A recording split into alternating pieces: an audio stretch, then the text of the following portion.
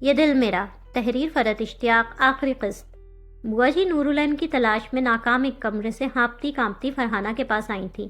اینا اندر کہیں نہیں ہے۔ فرحانہ پریشان سی کھڑی تھی، دونوں کے ہاتھوں میں سٹینڈ میں لگی موم بتیاں تھیں۔ اینا بی باہر کہیں نہیں ہے۔ میں نے حویلی کا کونا کونا دیکھ لیا، اور تو اور شیرو بھی مجھے کہیں نہیں دکھائی پڑ رہا۔ باہر سے عبدالرحمن بابا بھاگتا ہوا اندر آیا تھا، اس کے ہاتھ میں لالٹین تھی۔ ابھی باہر شام کی روشنی پھیلی ہوئی تھی، مگر حویلی کے اندر اندھیرا پھیلنے لگا تھا۔ عبدالرحمن بابا تشویش اور فکر سے بتا رہے تھے، خدایا اب کیا ہوگا؟ بوا جی نے دہل کے سینے پہ ہاتھ رکھا تھا۔ اینا کسی سے بھی کچھ کہے سنے بغیر کہاں چلی گئی یا اللہ؟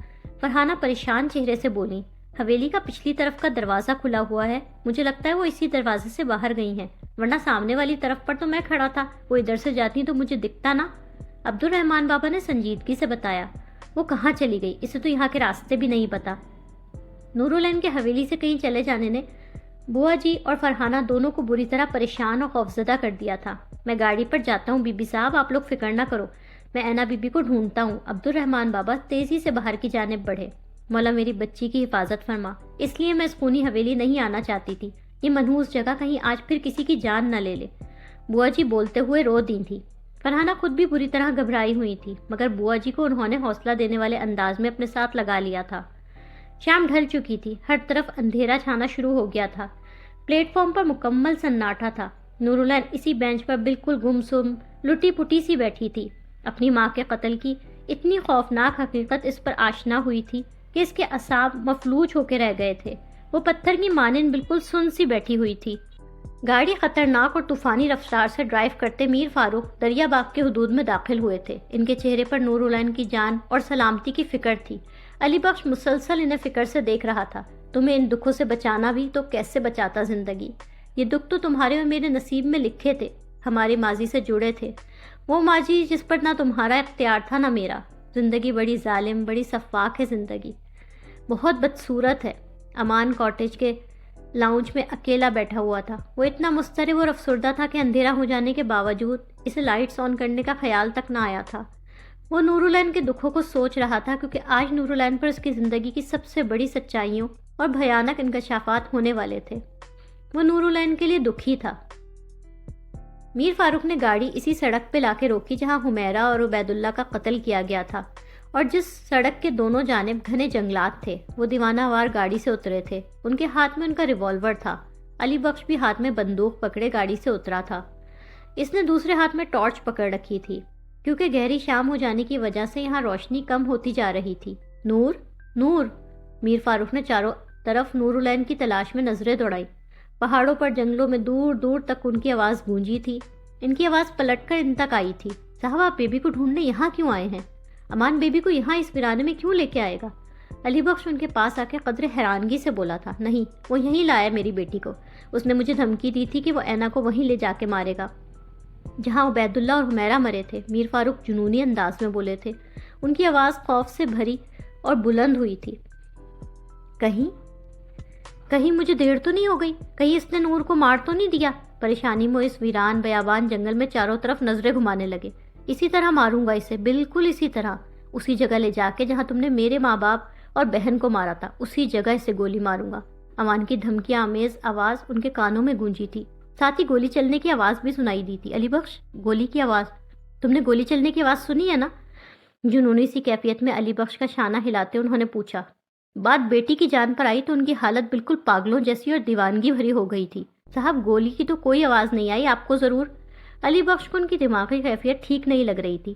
وہ مالک کو فکر سے دیکھ رہا تھا۔ نہیں، میری بیٹی کو کچھ ہو سکتا، میں کچھ نہیں ہونے دوں گا نور کو، وہ حلق کے بل چیخے۔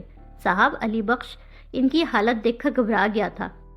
اس نے مالک کے شانے کو تھامنا چاہا، مگر میر فاروق نے اس کا ہاتھ زور سے جھٹکا۔ اسی طرح اسے گاڑی میں بٹھا کے اسی پہاڑ پہ سے اس کی گاڑی نیچے گراؤں گا۔ گاڑی کئی 100 فٹ گہرائی میں جا کے گرے گی، ویسا ہی خوفناک دھماکہ ہوگا۔ صرف ایک گولی ماروں گا تمہاری بیٹی کو، تاکہ آگ لگنے تک وہ زندہ رہے اور جل کے مرے۔ سنا ہے جل کے مرنے میں بڑی تکلیف ہوتی ہے۔ امان کے الفاظ ان کے کانوں میں مسلسل گونج رہے تھے۔ ان کا چہرہ خوف سے سفید پڑتا جا رہا تھا۔ نہیں، کتے تو میری بیٹی کی جان نہیں لے سکتا۔ میر فاروق چلاتے ہوئے دیوانہ وار اسی پہاڑ کی طرف بھاگے جس پر سے انہوں نے عبید اللہ کی گاڑی کو نیچے گرایا تھا۔ صاحب رک جائیں، علی بخش ان کو پکارتا گھبرا کے ان کے پیچھے بھاگا۔ نور، نور جواب دو، کہاں ہو نور؟ بابا آ گئے تمہیں بچانے نور، بابا تمہیں کچھ نہیں ہونے دیں گے نور۔ میر فاروق زور زور سے پاگلوں کی طرح چلا رہے تھے۔ امان اللہ سامنے آ، سامنے آ، کہاں چھپا بیٹھا ہے؟ وہ اندھا دھند بھاگتے پہاڑ کے آخری سرے تک آ گئے۔ ان کے کانوں میں اسی دھماکے کی خوفناک آوازیں گونج رہی تھی جو عبید اللہ کی گاڑی یہاں سے گر کے تباہ ہونے کے بعد ہوئے تھے۔ علی بخش بوکھلایا ہوا ان کے پاس آیا۔ صاحب آپ کو کیا ہو گیا ہے؟ سنبھالیں خود کو۔ علی بخش انہیں وہاں سے ہٹانے اور پیچھے گھسیٹنے کی کوشش کر رہا تھا۔ اس نے مار دیا نور کو، اس نے مار دیا میری بیٹی کو۔ علی بخش تم نے دھماکے کی آواز سنی ہے نا؟ اس کمینے نے نور کی گاڑی نیچے گرا دی۔ وہ خوف سے کانپتی ہوئی آواز میں چیخے تھے۔ وہ ادھر نیچے آگ بھڑکتی نظر آ رہی ہے تمہیں؟ گاڑی تباہ ہونے کے دھماکے سنائی نہیں دے رہے کیا تمہیں؟ نور میری جان، بابا کی زندگی، بابا کو چھوڑ کے کہاں چلی گئی؟ ان کے رو دینے والی حالت تھی۔ نور تمہیں کچھ نہیں ہوگا میری بیبی، بابا آ رہے تمہارے پاس، بابا تمہیں اس آگ سے بچا لیں گے۔ میر فاروق ہوش و حواس میں نہیں تھے۔ وہ نور العین کو بچانے کے لیے اس پہاڑ پر سے کودنے لگے تھے۔ صاحب ہوش کریں، خدا کے لیے ہوش کریں۔ علی بخش نے پوری قوت سے پیچھے کی طرف کھینچا۔ وہ زور سے گھبرا کر چلایا۔ انہیں اس طرح پوری قوت سے پیچھے کی طرف کھینچنے کی وجہ سے وہ دونوں پیچھے جا کے زور سے پتھریلی زمین اور اوپر نیچے گرے تھے۔ دونوں کو چوٹیں بھی لگی تھیں۔ میر فاروق کا جنون اور وحشت قدرے تھمی تھی۔ علی بخش اپنی چوٹوں کی پرواہ کیے بنا فوراً اٹھا اور مالک کی جانب تیزی سے بڑھتا انہیں اٹھا کے بٹھا رہا تھا۔ وہ بالکل بے چان اور بے روح سی بینچ پر بیٹھی تھی۔ شیرو اس کی حفاظت کرتا اس کے بالکل پاس چاقو چوبند ڈٹ کے کھڑا تھا۔ اس کو جگہ جگہ ڈھونڈتے پریشان سے عبدالرحمن بابا وہاں آئے۔ انہوں نے پلیٹ فارم پر دور ایک بینچ پر بیٹھا اسے دیکھا تو ان کی جان میں جان آئی۔ انہوں نے سکون کی سانس لی۔ عبدالرحمن بابا کو پہچان کے شیرو زور زور سے بھونکا تھا۔ نور العین کے وجود میں کوئی حرکت نہیں ہوئی تھی۔ شکر پتر آپ مل گئے۔ عبدالرحمن بابا ہانپتے کانپتے پہنچے تھے۔ نور العین نے خالی خالی نظروں سے ان کی طرف دیکھا تھا۔ کہاں نہیں ڈھونڈا میں نے آپ کو، آپ کا حلیہ بتا کے کئی بندوں سے پوچھا۔ وہ تو مولا کا کرم ہوا ایک بندہ آپ کا حلیہ سن کر مجھے بولا ایک شہری لڑکی اسٹیشن کی طرف جاتے دیکھا ہے میں نے، ورنہ تو میں آپ کو ڈھونڈتا ہی رہتا۔ مانی نے آپ کی حفاظت میری ذمہ لگائی تھی پتر، آپ نہ ملتے تو میں مانی کو کیا جواب دیتا؟ اپنی رو میں بولتے عبدالرحمن بابا اس کے سپاٹ اور بے تاثر چہرے کو فکر مندی سے دیکھتے ہوئے بولے، پتر آپ ٹھیک ہو؟ عبدالرحمن بابا نے گھبرا کے اس کا ہاتھ تھاما۔ تیری طبیعت تو چنگی ہے نا؟ عبدالرحمن بابا اسے تشویش سے دیکھ رہے تھے۔ حویلی چل پتر، تیری ماسی اور بوا تیرے لیے بہت پریشان ہو رہی تھی۔ انہوں نے اسے بینچ پر سے اٹھانا چاہا۔ وہ بغیر کسی مزاحمت اور انکار کے ان کے ساتھ کھڑی ہو گئی تھی۔ عبدالرحمن بابا اسے ہاتھ پکڑ کے ریلوے اسٹیشن سے واپس لے جانے لگے تھے۔ وہ خاموش سی ان کے ساتھ گھسٹتی چلی جا رہی تھی۔ اس وقت نہ اسے اپنی کوئی خبر تھی نہ اپنے ارد گرد کی۔ عبدالرحمن بابا نے ریلوے اسٹیشن کے باہر کھڑی امان کی گاڑی کی پچھلی سیٹ پر بٹھایا۔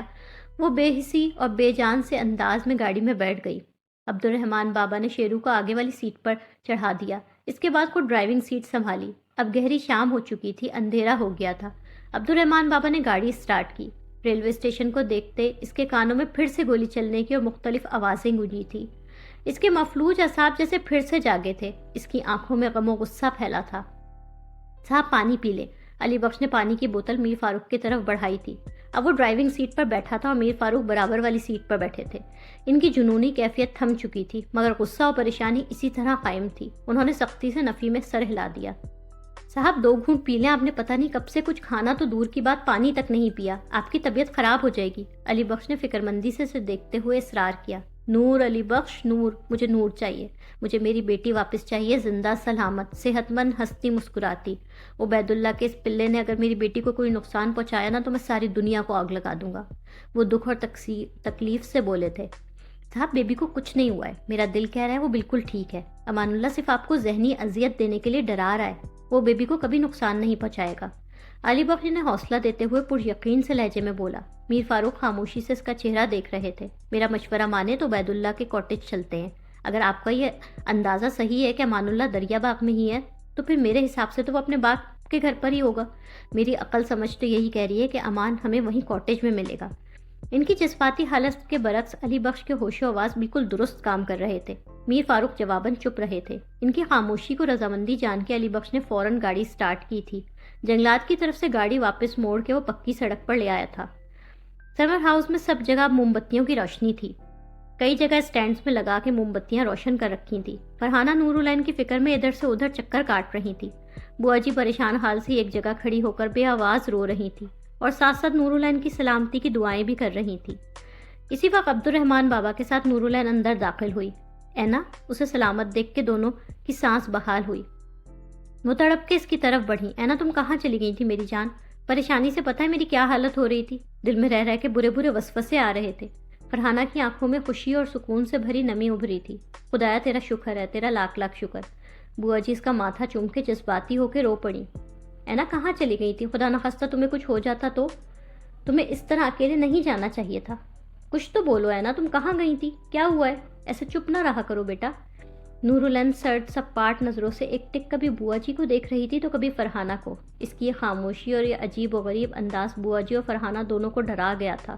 وہ دونوں اسے فکر سے دیکھ رہی تھی۔ اینا کیا ہوا ہے میری بچی؟ تمہاری خاموشی سے میرا دل بیٹھا جا رہا ہے۔ ماما کو کس نے مارا تھا؟ ایک پل کی خاموشی کے بعد نورالعین نے بوا جی کی آنکھوں میں دیکھ کے سوال پوچھا۔ کیا؟ بوا جی ہل کے رہ گئیں۔ فرحانہ کے چہرے کا رنگ بھی اڑا تھا۔ ماما کا قتل کس نے کیا تھا؟ اینا یہ تم کیا؟ ماما کو کس نے قتل کیا تھا؟ علی بخش کاکا نے؟ وہ آنکھوں میں سختی اور غصہ لیے براہ راست بوا جی کی آنکھوں میں دیکھ کے غصے اور ناراضگی سے بولی تھی۔ اینا یہ تم کیا اول فول بول رہی ہو بیٹا؟ یہ غلط سلط جھوٹی باتیں تمہیں کس نے بتائی ہیں؟ بوا جی گھبرا کے بولی۔ ساری زندگی مجھ سے جھوٹ بولا آپ نے، آج بھی جھوٹ بول رہی ہیں؟ بوا جی آپ بھی مجھ سے جھوٹ بولتی ہیں۔ آپ تو خود کو میری ماں کہتی ہیں نا؟ کیسی ماں ہیں آپ؟ اتنی جھوٹی، اپنی بیٹی سے عمر بھر جھوٹ بولتی رہی ہیں۔ مجھے سچ سننا ہے، مجھے سچ بتائیں، نہیں تو میں پاگل ہو جاؤں گی۔ اس کی آنکھوں میں آنسو بھر آئے تھے۔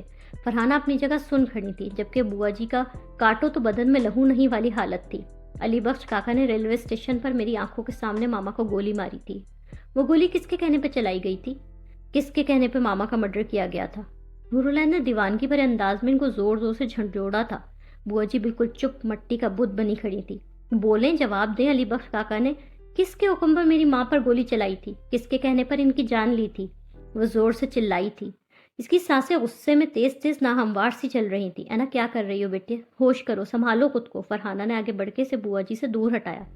ٹھیک ہے، نہ بتائیں، مجھے کچھ نہ بتائیں، آج بھی جھوٹ ہی بولے مجھ سے، آج بھی سچائی چھپائیں مجھ سے، میں خود سچائی کا پتہ چلا لوں گی۔ میرا اللہ مجھے یہاں لے کے آیا ہے تو وہی مجھ پر سب سچ کھولے گا۔ آپ سب کے جھوٹ کا پردہ قدرت خود فاش کرے گی۔ قدرت مجھے سب کچھ سچ دکھائے گی۔ وہ بہت غصے میں جذباتی ہو کے روتے ہوئے بولی تھی۔ اپنی بات مکمل کر کے روتی ہوئی حویلی کے اندر بھاگی تھی۔ اس کا انداز غم و غصے سے بھرا اور جنونی سا تھا۔ اینا رکو، فرحانہ نے گھبرا کے سے پکارا تھا۔ اینا میری بات سنو۔ فرحانہ نے عبد الرحمن بابا کے ہاتھ سے لالٹین پکڑی۔ وہ لالٹین ہاتھ میں اٹھائے نورالعین کے پیچھے اندر بھاگی۔ وہ سیڑھیوں پر دیوانہ وار چڑھتی اوپر اپنے اور نیلوفر کے بیڈ روم میں آئی تھی۔ اینا اسے پکارتی فرحانہ اس کے پیچھے اوپر آئی۔ انہیں یہ ڈر تھا کہ کہیں وہ خود کو کوئی نقصان نہ پہنچا لے۔ وہ تیزی سے کمرے میں داخل ہوئی، مگر اندر کا منظر دیکھ کر وہ رک گئی۔ نورالعین اپنے بچپن والے ٹوٹے پھوٹے خستہ حال گرد اور مٹی میں اٹے بیڈ پر بیٹھی تھی۔ اسے گرد و غبار، گندگی، کسی چیز سے کوئی فرق نہیں پڑ رہا تھا۔ اس نے وہاں پڑی اپنی گرد آلود ریڈ ہوڈی اٹھائی تھی۔ اس نے اس پر ہاتھ پھیر کر اس پر چڑھی گرد مٹی صاف کرنی چاہی۔ اس کی ذہنی جذباتی حالت ٹھیک نہیں لگ رہی تھی۔ اس کی آنکھوں میں دکھ، درد، گہرا صدمہ بھرا تھا۔ فرحانہ دور ایک طرف کھڑی آنسو بھری نگاہوں سے اسے دیکھ رہی تھی۔ اچانک تیز ہوا سے کمرے کی کھڑکی زور سے بچی۔ کھڑکی کے ایک پٹ کا شیشہ پہلے سے ہی ٹوٹا ہوا تھا۔ نورالعین نے بے اختیار چونک کے کھڑکی کی طرف دیکھا۔ اس کے کانوں میں شیشہ ٹوٹنے کی آواز گونجی تھی۔ اس کی بھولی بسری یادداشت میں جیسے وہ لمحہ پھر سے ابھر آیا تھا جب کھڑکی کا شیشہ اصل میں ٹوٹا تھا۔ تیز ہوا چلنے سے کھلی کھڑکی کے پٹ زور زور سے بجے تھے۔ کھڑکی پر پڑا سفید جالی کا پردہ ہوا سے زور سے ہلا تھا۔ علی بخش کی دھمکیوں کے بعد بوا جی نے بے ہوش ہوئی نورالعین کو بیڈ پر لا کر لٹایا تھا اور خود دیوار سے ٹیک لگا کے فرش پر بیٹھی رونے لگی تھی۔ وہ اس وقت مالکن کی موت کی وجہ سے صدمے سے چور تھیں، اس لیے انہیں یہ دھیان ہی نہیں آیا کہ وہ اٹھ کے کھڑکی بند کر دیں۔ بیڈ پر نورالعین اپنی ریڈ ہوڈی اور لانگ بوٹس پہنے بے ہوش پڑی تھی۔ اچانک زور سے بجتی کھڑکی کا شیشہ ٹوٹا۔ شیشہ ٹوٹنے کی زوردار آواز کمرے میں گونجی۔ بے ہوش پڑی نورالعین شیشہ ٹوٹنے کی آواز سے اٹھی تھی۔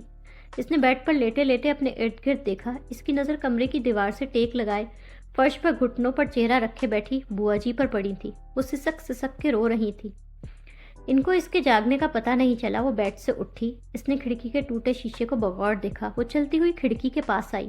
باہر چلتی تیز ہوا کی وجہ سے جالی کا سفید پردہ زور زور سے ہلے جا رہا تھا۔ اس نے پردہ سرکا کے کھلی کھڑکی سے نیچے دیکھا۔ تمان سمر ہاؤس کے بیک یارڈ میں میر فاروق کھڑے تھے۔ ان کے ساتھ علی بخش کھڑا تھا اور ساتھ میں 2 توانا مرد تھے۔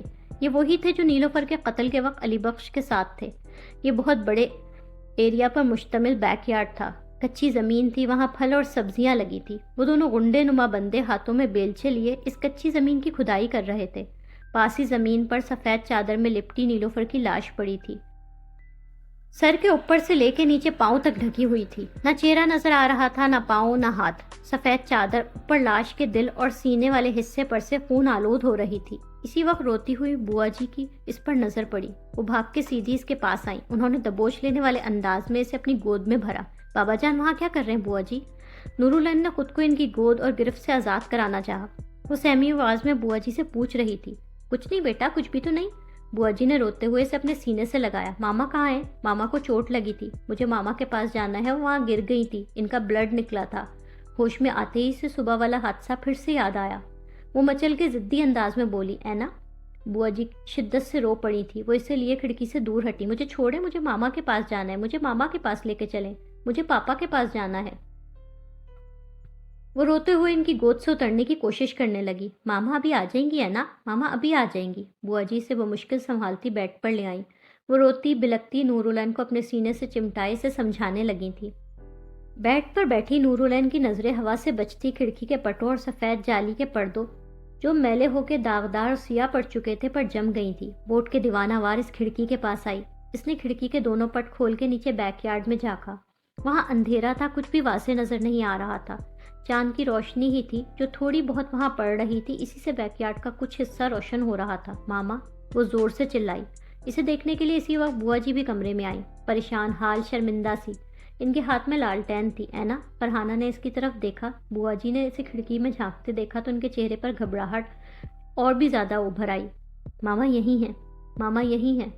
وہ زور سے چیخی تھی جیسے کفن میں لپٹی ماں کی لاش کو بیک یارڈ میں دیکھ رہی ہو۔ اینا؟ فرحانہ اس کو ناسمجھی اور پریشانی سے دیکھتی جا رہی تھی۔ انہوں نے اس کا ہاتھ تھامنا چاہا۔ چھوڑے مجھے، ہٹے سامنے سے۔ نورالعین نے دھکا دے کر ان دونوں کو خود سے دور ہٹایا۔ اینا؟ بوا جی تیزی سے اس کے سامنے آئی۔ اس کے ارادے انہیں خطرناک لگے تھے اور وہ اسے روک لینا چاہتی تھی۔ ماما وہاں ہے، مجھے پتا ہے وہ وہاں ہے، وہ مجھے بلا رہی ہیں، مجھے ماما کے پاس جانا ہے۔ نورالعین ان دونوں کو نظر انداز کرتی دیوانہ بار باہر کی جانب بھاگی۔ بوا جی کا چہرہ خوف سے سفید پڑ گیا تھا۔ فرحانہ کو کچھ سمجھ نہیں آ رہا تھا کہ نورالعین کہاں اور کیوں بھاگی ہے۔ یکدم بوا جی نے روتے ہوئے اپنے دونوں ہاتھ فرحانہ کے سامنے منت بھرے انداز میں جوڑ دیے۔ اسے روک لیں فرحانہ بی بی، خدا کے لیے اسے روک لیں، کسی بھی طرح اسے روک لیں، غضب ہو جائے گا۔ آپ کی منت کرتی ہوں، کسی بھی طرح اسے روک لیں ورنہ کچھ باقی نہیں رہے گا۔ وہ روتے ہوئے بولی تھی، سب کچھ ختم ہو جائے گا، قیامت آ جائے گی۔ ان کی آواز خوف اور دہشت سے کانپ رہی تھی۔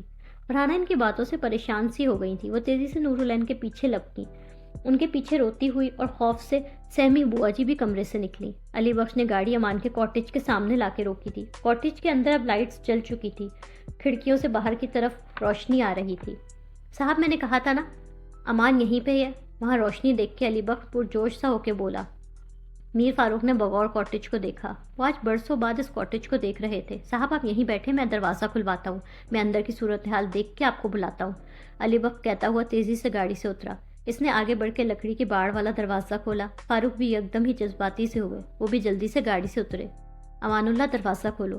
علی بخش کاٹیج کے مین ڈور پر کھڑا تھا۔ اس نے دروازہ زور زور سے پیٹنا شروع کر دیا۔ ہمیں پتہ ہے تم اندر ہو، دروازہ کھولو۔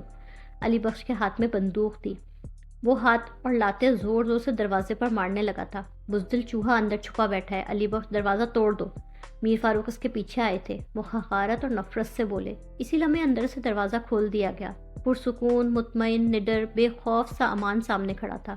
میر فاروق سے دیکھتے ہی سخت مشتعل ہوتے آگے بڑھے۔ انہوں نے اس کو اندر کی طرف دھکا دیا۔ امان ان کے دھکے سے لڑکھڑایا تو ضرور مگر گرا نہیں۔ میر فاروق اور ان کے پیچھے علی بخش اندر آ گیا۔ علی بخش نے فوراً بندوق سیدھی کر کے اس کی طرف تان لی۔ میری بیٹی کہاں ہے؟ میر فاروق غصے سے پنکھارے تھے۔ مارا نہیں ہے میں نے ابھی، زندہ ہے۔ امان تمسخرانہ انداز میں مسکرایا، اور نہ علی بخش کی گن سے ڈر رہا تھا، نہ میر فاروق کے جاہ و جلال سے متاثر ہو رہا تھا، بلکہ وہ پرسکون مطمئن کھڑا تھا۔ تمہاری یہ ہمت ہو بھی نہیں سکتی، میری بیٹی کو انگلی تو لگا کے دکھاؤ، تمہاری لاش کے بھی ٹکڑے ٹکڑے کر دوں گا۔ ان کی آنکھوں میں خون اترا ہوا تھا، اسی طرح جیسے میرے ماں باپ اور بہن کی کیے تھے۔ امان نے انہیں نفرت سے دیکھا۔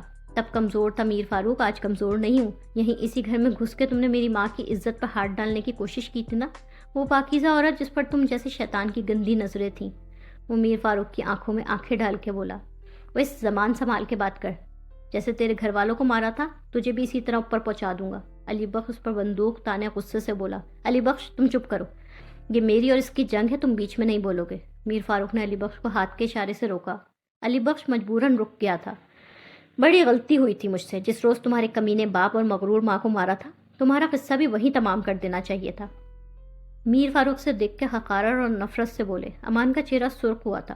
میری پاکیزہ ماں اور مظلوم باپ کے خلاف اگر ایک غلیظ لفظ بھی تم نے اپنی زبان سے نکالا تو تمہاری زبان کھینچ لوں گا۔ اس نے آگے بڑھ کے میر فاروق کا گریبان پکڑا تھا۔ علی بخش جذباتی ہو کے آگے بڑھا۔ امان کی اس جرات پر اس کا دماغ گھوم گیا تھا۔ تم سے کہا ہے نا وہیں رکو، اس 2 ٹکے کے لڑکے سے میں خود نمٹ لوں گا۔ میر فاروق نے علی بخش کو سختی سے منع کیا۔ انہوں نے امان کو دھکا دے کے دور ہٹا کے اپنا گریبان اس سے چھڑایا۔ علی بخش مجبوراً پیچھے ہٹا۔ اس 2 ٹکے کے لڑکے ہی نے تمہاری زندگی جہنم بنا دی ہے۔ مارے مارے اپنی بیٹی کو ڈھونڈتے پھر رہے ہو، اسے ڈھونڈتے میرے گھر تک آ گئے ہو۔ تمہاری زندگی عذاب بنا دوں گا، خود سے وعدہ کیا تھا، اپنے ماں باپ کی روحوں سے وعدہ کیا تھا، پورا کر دیا اپنا وعدہ میں نے۔ امان سرد انداز میں بولا۔ نظر آ رہا ہے تم عبید اللہ جیسے نیچ گھٹیا آدمی کے بیٹے ہو۔ عبید اللہ کا گندا خون دوڑ رہا ہے تمہاری رگوں میں۔ تمہارا باپ بھی کمینہ تھا، تم بھی کمینے۔ میر فاروق تحقیر آمیز لہجے میں بولے۔ میر فاروق! امان مشتعل ہو کے زور سے دہاڑا۔ اس نے اسی لمحے اپنی جیکٹ کی جیب سے ریوالور نکال کے میر فاروق کی طرف تانا۔ خبردار، اب آگے اگر ایک لفظ تم نے میرے باپ یا میری ماں کے خلاف بولا تو میں تمہاری جان لے لوں گا۔ غضبناک نفرت بھری نظروں سے میر فاروق کو دیکھ رہا تھا۔ علی بخش گھبرا کے آگے بڑھا۔ میر فاروق پر ابھی اتنا برا وقت نہیں آیا کہ تم جیسا کمزاد اس کی جان لے۔ خیر میں یہاں تمہارے منہ لگنے نہیں آیا۔ میر فاروق اس کے ریوالور سے بالکل نہیں ڈرے۔ وہ اس کو حقارت سے دیکھتے تمسخرانہ انداز میں بولے۔ میں ابھی اپنی بیٹی تمہارے پاس سے بازیاب کرانے آیا ہوں۔ میری بیٹی کو کہاں چھپا کے رکھا ہے تم نے، فوراً بتاؤ، ورنہ انجام کے لیے تیار ہو جاؤ۔ ان کے چہرے پر سختی ابھر آئی تھی۔ انہوں نے اپنی کوٹ کی جیب سے اپنا ریوالور نکالا تھا۔ میں نے اسے کہیں نہیں چھپایا، وہ اپنی مرضی سے یہاں میرے ساتھ رہ رہی تھی اور اس وقت اپنی مرضی سے زمان سمر ہاؤس گئی ہوئی ہے۔ امان ان کی دھمکی اور ریوالور سے ڈرے بغیر طنزیہ لہجے میں بولا۔ میر فاروق کے پیروں تلے سے زمین نکل گئی۔ کیا؟ ان کے چہرے پر ہوائیاں اڑنے لگیں۔ نور کہاں ہے؟ وہ کہاں گئی ہے؟ انہوں نے گھبرا کے پوچھا۔ زمان سمر ہاؤس۔ ان کو طنزیہ نظروں سے دیکھتے امان نے دہرایا۔ یہی بتایا میں نے تمہیں، وہ بیچاری اپنے نیک فرشتہ صفت باپ کی بے گناہی کے ثبوت اکٹھے کرنے وہاں گئی ہے۔ اب دیکھتے ہیں وہ وہاں سے باپ کی بے گناہی کے ثبوت لاتی ہے یا ان کے گناہگار ہونے کے۔ وہ قہقہ لگا کے ہنسا۔ میر فاروق کا دماغ جیسے زلزلے کی زد میں آ گیا۔ وہ امان کی بات انسنی کرتے اسی لمحے الٹے قدموں وہاں سے بھاگنے لگے۔ انہیں جاتا دیکھ کے علی بخش بھی ان کے پیچھے بھاگا۔ امان وہیں کھڑا ان کے خوف اور پریشانی پر انہیں مسکراتا ہوا دیکھ رہا تھا۔ پھر وہ چلتا ہوا دروازے تک آیا۔ میر فاروق اندھا دھند بھاگتے اپنی پراڈو میں بیٹھے۔ انہوں نے علی بخش کے وہاں آنے اور گاڑی میں بیٹھنے کا بھی انتظار نہیں کیا، انہوں نے آنن فانن گاڑی سٹارٹ کر دی۔ علی بخش بمشکل چلتی ہوئی گاڑی میں بھاگ کے سوار ہوا۔ امان نے ریوالور واپس اپنی جیب میں رکھا اور خود بھی تیزی سے کاٹیج سے نکلا۔ وہ دیوانہ وار بھاگتی بیک یارڈ میں آئی۔ اب بیک یارڈ میں نہ سبزیاں اگی ہوئی تھی نہ پھل، فقط جھاڑ جھنجھاڑ، جنگلی جھاڑیاں، پودے تھے۔ وہاں زمین آج بھی کچی تھی، اس پر ایک جنون اور ایک دیوانگی طاری ہو گئی تھی۔ وہ پاگلوں کی طرح ہاتھوں سے مٹی کھودنے لگی۔ اس کے پیچھے فرحانہ بوا جی بھی وہاں آ گئیں۔ فرحانہ کچھ فاصلے پر بالکل حیران کھڑی تھی۔ اینا رک جاؤ، یہ کیا کر رہی ہو؟ بوا جی ابھی بھی کسی قیمت پر نورالعین کو روک لینا چاہتی تھی۔ فرحانہ بیوی، آپ کو خدا کا واسطہ اسے روکیں۔ بوا جی نے منت بھرے انداز میں فرحانہ کو دیکھا۔ فرحانہ نے نہ تو ان کی طرف دیکھا نہ نورالعین کو روکنے کی کوشش کی۔ وہ پتھرائی ہوئی آنکھوں سے سامنے اس کچی زمین کو دیکھ رہی تھی جسے نورالعین ہاتھوں سے نوچنے اور کھودنے کی کوشش کر رہی تھی۔ انہیں پتہ چل گیا تھا کہ نورالعین وہ جگہ کیوں کھود رہی ہے۔ انہیں کچھ نہ کرتے دیکھ کے بوا جی پریشان سی آگے بڑھی تھی۔ ایک دم ہی فرحانہ نے ان کا ہاتھ پکڑ کے انہیں روکا۔ بوا جی نے گردن گھما کے ان سے کچھ کہنا چاہا، فرحانہ نے منع کر دیا۔ بوا جی خوفزدہ، پریشان، بے بس سی ہو کے اپنی جگہ پر رک گئیں۔ جنون بھرے انداز میں مٹی کھودتی نورالعین کی نظر دور ایک کیاری کے پاس پڑے بیلچے پر پڑی جو کہ مٹی کا پر الٹا سیدھا پڑا تھا۔ وہ تیزی سے اس کی طرف لپکی۔ اسے بیلچہ اٹھاتا دیکھ کے بوا جی کے منہ سے چیخ نمان ہلکی سی آواز نکلی۔ وہ فرحانہ کے خوف سے اپنی جگہ سے ہل تو نہیں سکی، مگر وہ کسی بھی طرح نورالعین کو روک لینا چاہتی تھی۔ فرحانہ اپنی جگہ اسی طرح ساکت کھڑی تھی۔ ان کی آنکھیں درد، غم سے بھری ہوئی تھی۔ نورالعین دونوں ہاتھوں سے بیلچہ پکڑے سے زور زور سے مٹی پر مار رہی تھی۔ اس کا انداز جنونی تھا۔ کل ہوئی بارش کی وجہ سے مٹی گیلی تھی۔ گیلی مٹی اڑ اڑ کے اس کے چہرے، گردن، کپڑوں پر بھی آ رہی تھی، ہاتھوں پر بھی لگ رہی تھی۔ اپنی پوری طاقت اور زور لگانے کی وجہ سے اس کے حلق سے عجیب عجیب سی آوازیں نکل رہی تھیں۔ اس سناٹے اور ویرانے میں یا تو زمین پر زور زور سے بیلچہ مارنے کی آوازیں آ رہی تھیں یا پھر نورالعین کے حلق سے زور لگانے سے آوازیں نکلتی آ رہی تھیں۔ بی بی صاحب، یہ آپ کیا کر رہے ہو؟ عبد الرحمن بابا وہاں بھوکلائے ہوئے آئے۔ وہاں کا منظر دیکھ کر وہ ہکا بکا سے رہ گئے۔ پتر، آپ کیا کر رہے ہو؟ جنون اور وحشت بھرے انداز میں زمین کھودتی نورالعین نے گردن گھما کے ان کی طرف دیکھا۔ پکڑے، یہ مٹی کھودیں۔ اس نے ایک دم سے بیلچہ ان کو پکڑایا۔ وہ اپنے آپ میں نہیں لگ رہی تھی اس وقت۔ اس کی آنکھیں سرخ ہو رہی تھیں، ان میں جنون بھرا تھا۔ چہرے پر اڑ کر آئی گیلی مٹی نے اس کے حسین شکل کو بدنما کر دیا تھا۔ لیکن پتر، وہ حیران اور ناسمجھی سے کھڑا اسے دیکھ رہا تھا۔ سنی نہیں میری بات؟ کھودے اس جگہ کو، ابھی اسی وقت، بغیر سوال کیے، فوراً۔ نورالعین نے زور سے چلا کے ان سے کہا۔ عبد الرحمن بابا نے بوکھلا کے گردن گھما کے اجازت طلب نظروں سے فرحانہ کی طرف دیکھا۔ فرحانہ نے بے حد غمزدہ نڈھال سے انداز میں گردن ہلائی۔ عبد الرحمن بابا کو یہ بالکل نہیں پتا تھا کہ یہاں اس مٹی کے اندر ہے کیا۔ اس نے حیرانگی پریشانی کے عالم میں ہاتھ میں پکڑے بیلچے سے کھدائی شروع کر دی۔ نورالعین اس کے بالکل پاس کھڑی اس مٹی کھودتے دیکھ رہی تھی۔ وہ جلد از جلد ہی مٹی کھود لینا چاہتی تھی، اسی لیے وہ بھاگ کے واپس اسی کیاری کے پاس گئی جہاں ٹوٹے پھوٹے خستہ حال گارڈننگ ٹولز پڑے ہوئے تھے۔ اس نے وہاں سے گدال اٹھائی۔ وہ عبد الرحمن بابا کے ساتھ کھدائی شروع کر دی۔ زمین میں گھڑا گہرا ہوتا جا رہا تھا۔ ارد گرد کھودی ہوئی مٹی کا ڈھیر لگ رہا تھا۔ بوا جی نے خوف کے مارے اپنی سانس روک لی تھی۔ مٹی کھودتے کھودتے عبد الرحمن بابا کا بیلچہ کسی سخت چیز سے ٹکرایا۔ وہ یکدم ہی رکا۔ نورالعین چونک کے رکی۔ وہ اس گہری کھدی زمین کے سامنے مٹی پر بیٹھی اور اپنے دونوں ہاتھ مارنے لگی۔ وہ کھدائی میں اوپر آئی اس چیز کو باہر نکالنا چاہتی تھی۔ خوف کے مارے بوا جی نے اپنے سینے پر ہاتھ رکھ لیا تھا۔ فرحانہ کی سانس رک گئی تھی۔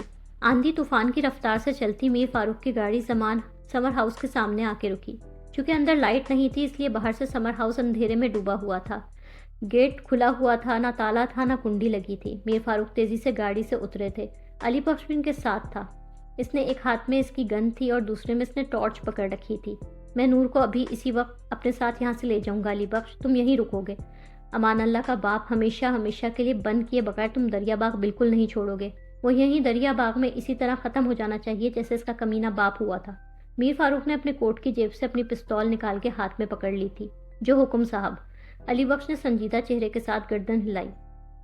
میر فاروق تیزی سے اندر کی جانب بھاگے تھے۔ علی بخش بھی ان کے پیچھے تھا۔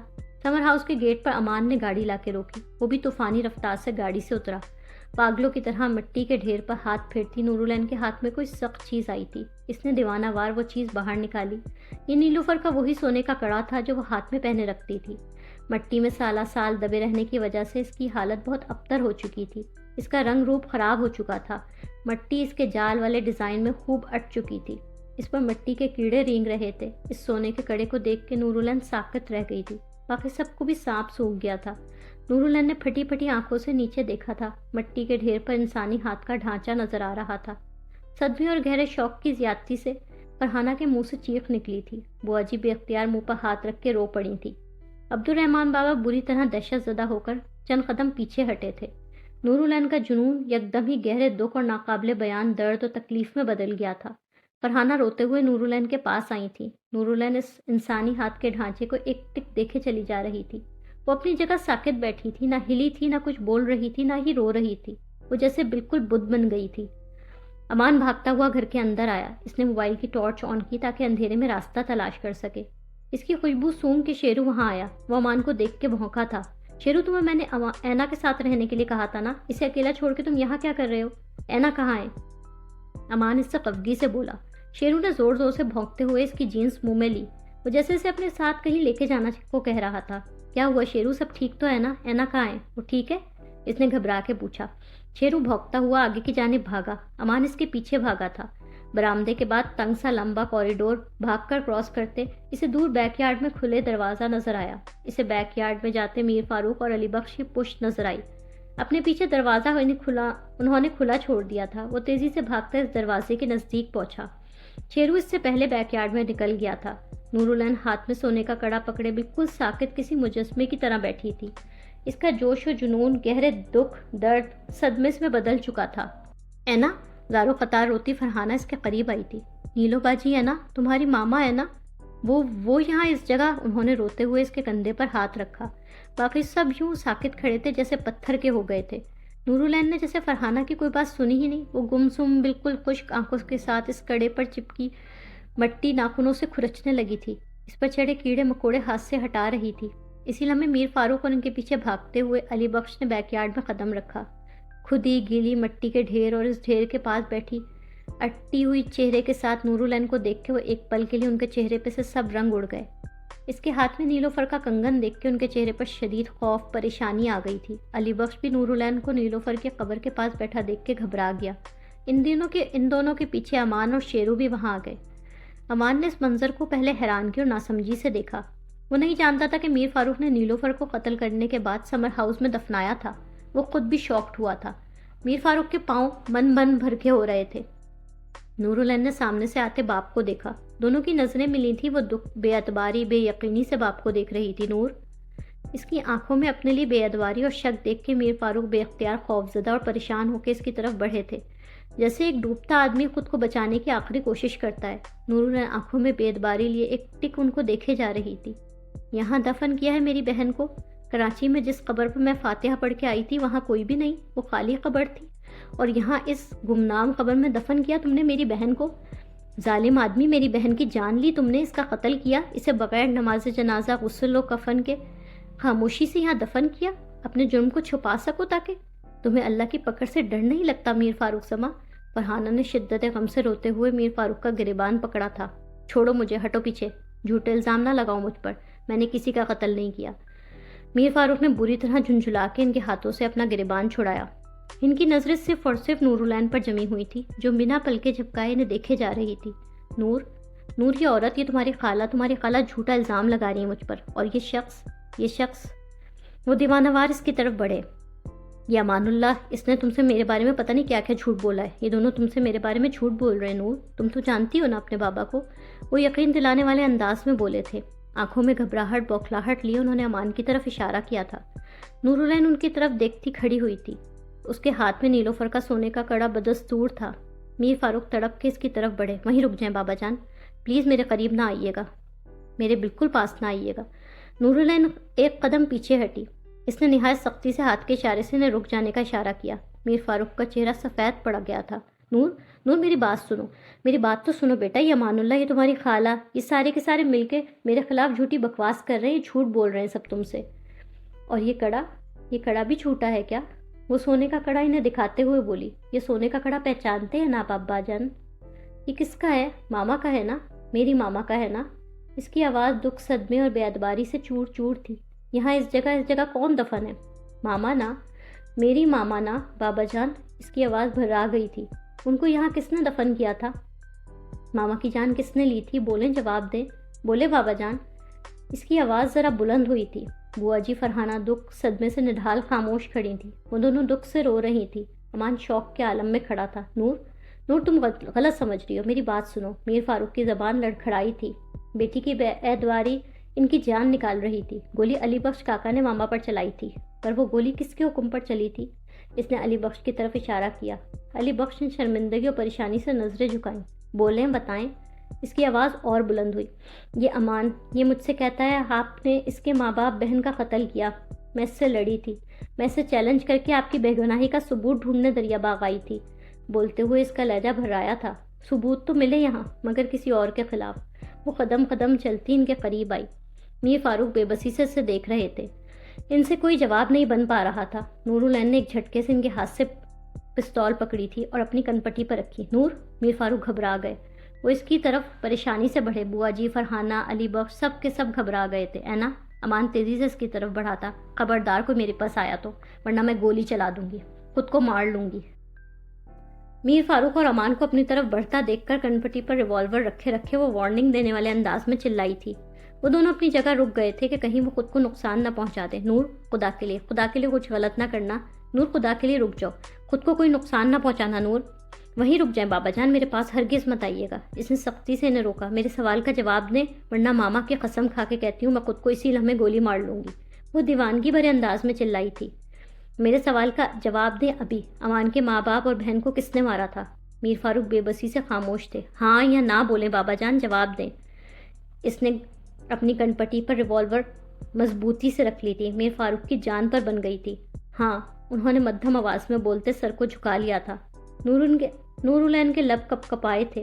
اس نے گلے میں پھنسے آنسوؤں کا گولا نگلا تھا. ماما کو کس نے قتل کروایا تھا؟ میر فاروق نے اسی طرح چہرہ جھکائے گردن ہاں میں ہلائی. سب سانس روک کے ساکت کھڑے، کبھی مجرم کی طرح کٹہرے میں کھڑے باپ کو دیکھ رہے تھے اور کبھی باپ کو بے اعتباری اور گہرے صدمے سے دیکھتی نورالعین کو. آپ قاتل ہیں؟ نہیں، یہ نہیں ہو سکتا، میں مان ہی نہیں سکتی. میرے بابا کسی کا قتل نہیں کر سکتے. میرے بابا جان تو میری ماما سے بہت پیار کرتے تھے، وہ مجھ سے بھی بہت پیار کرتے تھے. وہ میری ماں کو مجھ سے نہیں چھین سکتے. نورالعین کے ہاتھ سے ریوالور گرا تھا. وہ بے یقینی انتہائی دکھ سے ان کو دیکھ رہی تھی. کیوں بابا جان، کیوں؟ میں تو یہاں آپ کی بے گناہی کے ثبوت ڈھونڈنے اور امان کے منہ پر مارنے آئی تھی. پھر آخر ایسا کیوں؟ یہ دھوکہ، یہ جھوٹ کیوں؟ وہ دونوں ہاتھوں سے بالوں کو نوچتی یکدم ہی زور زور سے رونے لگی. بادل زور زور سے گرجے تھے، ہوا میں شدت آئی تھی، ہر چیز زور زور سے ہل رہی تھی. میر فاروق کے پاس اپنی صفائی میں کہنے کو کچھ نہیں بچا تھا.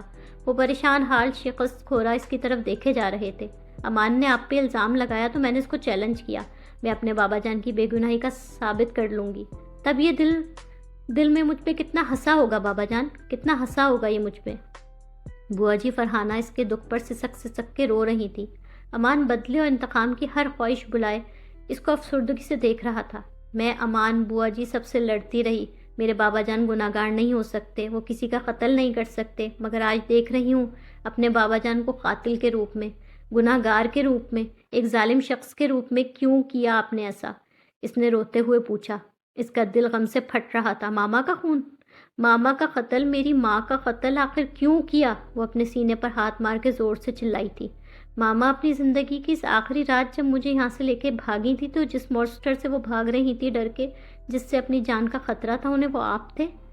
وہ صدماتی لہجے میں تکلیف سے بولی تھی. میر فاروق میں کچھ بولنے کی سکت باقی نہیں رہی تھی. آپ نے ایسا کیوں کیا؟ ماما کی جان کیوں لی؟ ایک لمحے کے توقف کے بعد وہ روتے ہوئے زور سے چیخی. نور مجھے معاف کر دو. میں مانتا ہوں مجھ سے بہت غلطیاں کوتاہیاں ہوئیں. پلیز مجھے معاف کر دو. بابا کی زندگی، بابا کی جان ہو تم نور. میر فاروق التجائیہ لہجے میں بولے. ان کے منہ سے بالکل سہمی ہوئی خوفزدہ آواز نکل رہی تھی. بابا تمہیں بہت پیار کرتے ہیں نور. بابا کو معاف کر دو بیٹا. ایک آخری بار مجھے معاف کر دو. تمہیں دیکھ کے میرا دل دھڑکتا ہے نور. ساری دنیا پر اپنی دہشت و خوف بٹھا کے رکھنے والے میر فاروق بیٹی کے سامنے اٹک اٹک کے خوفزدہ ہو کے بول رہے تھے. وہ چاہتے تھے بیٹی کسی بھی طرح ان کی محبت کا یقین کر لے. نہیں، آپ مجھ سے پیار نہیں کرتے. اگر کرتے ہوتے تو مجھ سے میری ماں نہ چھینتے. وہ روتے ہوئے بولی. میر فاروق بے بسی سے اس کا چہرہ دیکھ رہے تھے. آپ نے مجھ سے میری ماں کو چھین لیا، ان پر اتنا ظلم کیا، مجھ پر اتنا ظلم کیا. آپ تو میرے آئیڈیل تھے بابا جان، دنیا کے سب سے پرفیکٹ انسان، پرفیکٹ شوہر، پرفیکٹ باپ. اب میں کسے اپنا آئیڈیل کہوں گی؟ اب میں کسے دنیا کا سب سے اچھا انسان کہوں گی؟ اب میں کس پہ فخر کروں گی؟ آپ نے تو میرے پاس کچھ چھوڑا ہی نہیں بابا جان. میرے پاس زندہ رہنے کے لیے کچھ بچا ہی نہیں. وہ دل گرفتہ سی ہو کے بولی. اب میں سر اٹھا کے کیسے جیوں گی؟ اب میں دنیا کا کیسے سامنا کروں گی؟ میرے سر پہ سے آسمان اور پیروں کے نیچے سے زمین کھینچ لی آپ نے. اس کی آواز مدھم ہو گئی تھی. وہ اب چلا نہیں رہی تھی. اس کی باتوں سے میر فاروق کا دل کٹ رہا تھا. میں نورالعین فاروق زماں ایک قاتل کی بیٹی ہوں، جس نے ایک نہیں چار انسانوں کا قتل کیا، جس نے میری بے قصور مظلوم ماں کو اذیت ناک موت دی. اپنے اس گناہ کو چھپانے کے لیے زندگی بھر مجھ سے جھوٹ پہ جھوٹ بولے، مجھے دھوکے میں رکھا. میں تو آپ کو ساری دنیا میں سب سے زیادہ عزیز تھی نا بابا جان. پھر آپ نے مجھے کیسے دھوکہ دیا؟ پھر مجھ سے کیسے جھوٹ بولتے رہے؟ کیسے مجھ پر اتنا ظلم کیا آپ نے؟ میر فاروق بے بسی اور خوف سے دیکھ رہے تھے. اچانک بارش ہونے لگی تھی. بارش کے ساتھ اس کے آنسو بھی بہے چلے جا رہے تھے. کاش آپ میرے باپ نہ ہوتے، کاش میں آپ کی بیٹی نہ ہوتی. آپ نے تو مجھے میری ہی نظروں میں گرا دیا.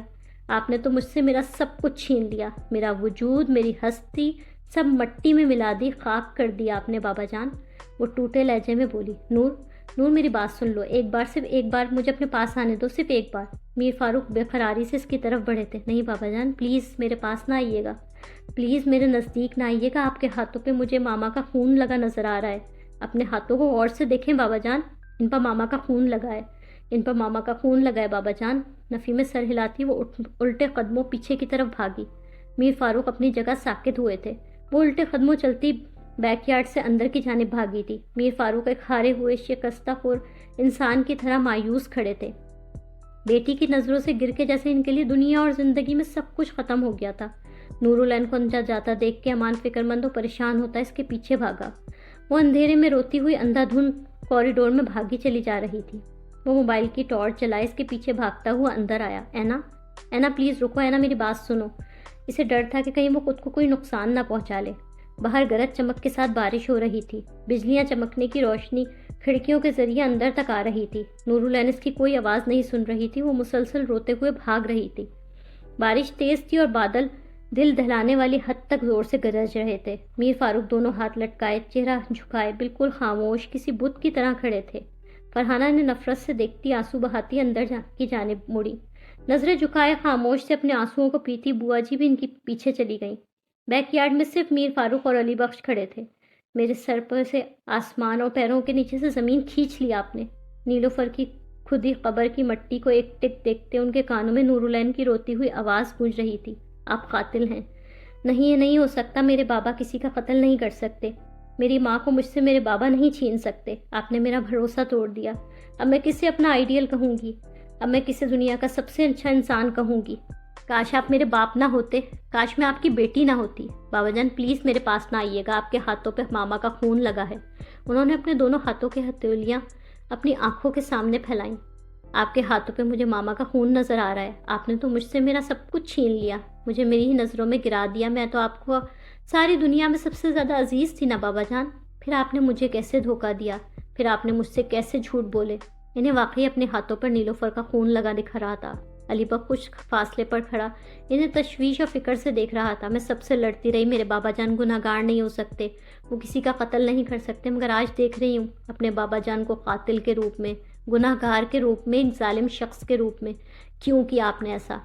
میر فاروق کی آنکھوں میں آنسو بھر آئے، انہوں نے جھک کر دونوں ہاتھوں کو نیلوفر کی قبر کی مٹی اٹھائی۔ میں ہار گیا، تم جیت گئی نیلوفر، تم جیت گئی۔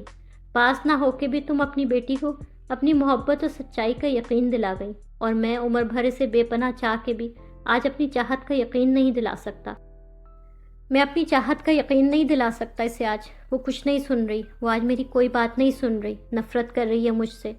اسے تو یہ یقین بھی نہیں رہا کہ میں اس کا باپ اسے اپنی جان سے، اپنی زندگی سے بھی زیادہ چاہتا ہوں۔ تم جیت گئی نیلوفر۔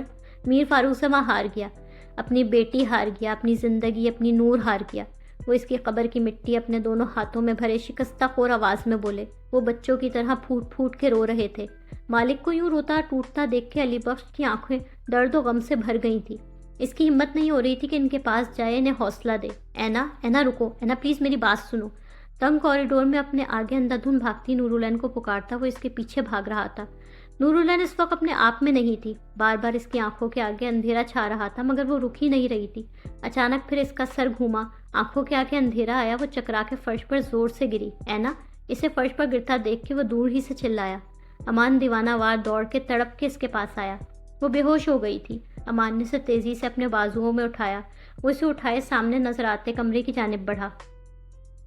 تیز موسلادھار بارش میں نیلوفر کی قبر کے پاس اس کی قبر کی مٹی ہاتھوں میں بھر کے بیٹھے میر فاروق رو رہے تھے۔ علی بخش ان کے پاس کھڑا ان کو بے بسی سے دیکھ رہا تھا۔ وہ دونوں سر سے لے کر پاؤں تک بری طرح بھیگ چکے تھے۔ میر فاروق کو پے در پے اپنے ظلم زیادتیاں یاد آ رہی تھی، جب انہوں نے بیلٹ سے نیلوفر کو بری طرح مارا پیٹا تھا، جب بغیر کسی پچھتاوے اور دکھ یا احساس جرم کے سفید چادر میں لپٹی نیلوفر کی لاش اس قبر کے اندر خود کھڑے ہو کر اتروائی تھی، جب انہوں نے حمیرہ کے گھر پر گھس کر اس کا ریپ کرنے کی کوشش کی تھی، جب دریا باغ کے جنگل میں عبید اللہ حمیرہ کو گولیوں سے بے رحمی اور سفاکی سے بھون ڈالا تھا اور ان کی جیپ کو پہاڑ پر سے نیچے دھکیل دیا تھا۔ کیوں مارا ان لوگوں کو؟ کیوں جان لی ان سب کی؟ کیوں یہ ظلم کیا؟ نہیں، میں چپ نہیں رہوں گی، میں تمہارے کسی بھی ظلم کے خلاف چپ نہیں رہوں گی۔ مجھے کمزور اور بے بس نہ سمجھنا میر فاروق، تمہارے جرائم سے تمہیں میں بچنے نہیں دوں گی۔ نورالعین کی چلاتی روتی آواز ان کے کانوں سے ٹکرائی تھی، وہ یکدم ہی اٹھ گئے تھے۔ نیلوفر کی قبر کے پاس کھڑا پڑا گدال انہوں نے تیزی سے اٹھایا اور اس گدال سے نیلوفر کی قبر کے برابر والی جگہ کو زور زور سے کھودنے لگے۔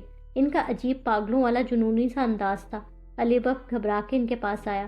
آج دیکھ رہی ہوں اپنے بابا جان کو قاتل کے روپ میں، گناہگار کے روپ میں، ایک ظالم شخص کے روپ میں۔ کیوں کیا آپ نے ایسا صاحب؟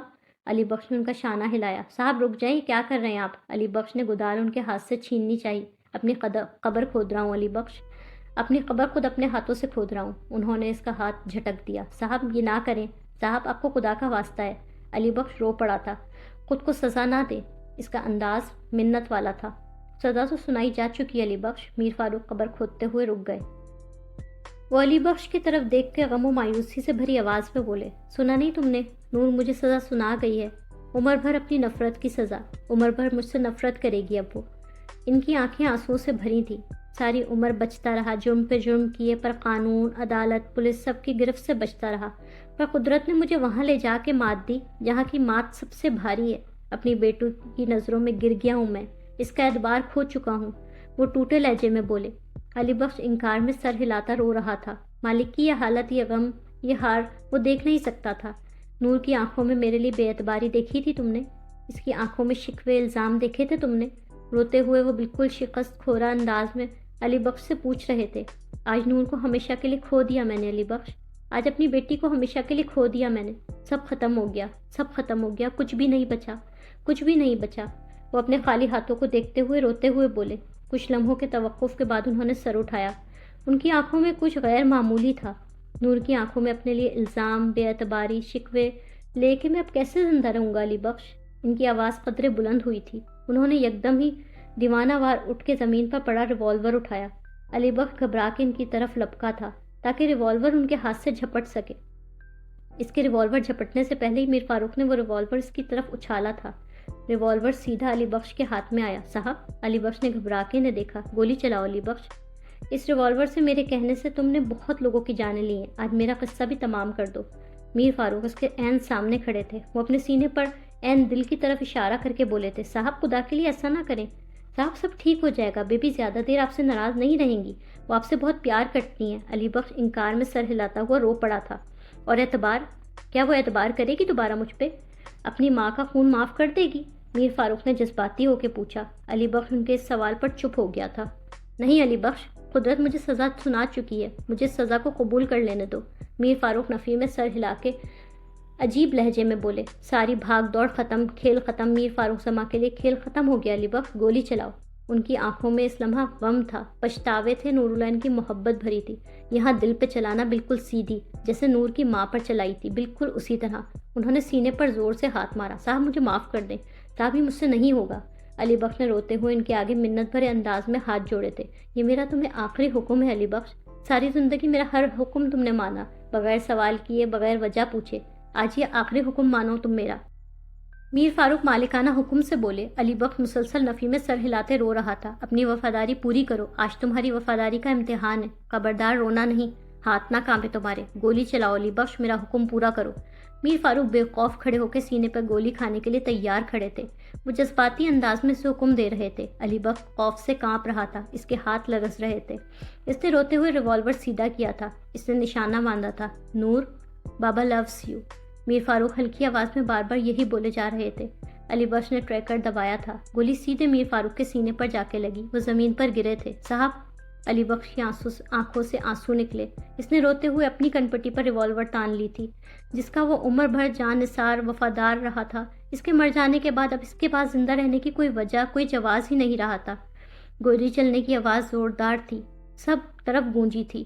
اپنے اپنے غموں میں روتی فرحانہ، بوا جی دونوں بری طرح چونکی تھی۔ الہی خیر، الہی خیر، وہ دونوں دل پر ہاتھ رکھتی باہر کی جانب بھاگی۔ وہ بے ہوش نورالعین کو کمرے میں لا کے وہاں موجود بیڈ پر لٹا چکا تھا۔ یہاں موم بتیوں سے روشنی کی گئی تھی۔ وہ پانی کا برتن بھر کے لایا تھا۔ نورالعین کو ہوش میں لانے کے لیے اس نے پانی کا چھینٹا اس کے چہرے پر ڈالا۔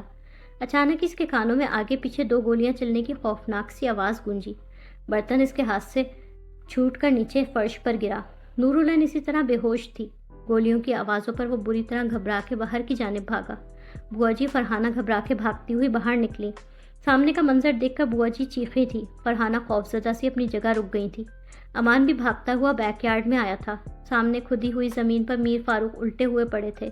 ان کے جسم سے بہتا خون بارش کے پانی کے ساتھ مل کر بہتا کھدی ہوئی قبر کے اندر گرتا جا رہا تھا۔ سامنے ہی کچھ پرے علی بخش کی لاش سیدھی پڑی تھی، اس کا ریوالور بھی پاس ہی گرا ہوا تھا۔ صاحب، صاحب، بوا جی روتے ہوئے چیخیں۔ وہ تینوں اپنی اپنی جگہ ساکت کھڑے تھے۔ نورالعین ICU میں بے ہوش پڑی تھی۔ اسے انجائنا اٹیک ہوا تھا، اس کا BP نارمل نہیں ہو رہا تھا، اس کو ڈرپ آکسیجن لگی تھی۔ وہ ہاسپٹل گاؤن میں اس کے پاس کھڑا تھا۔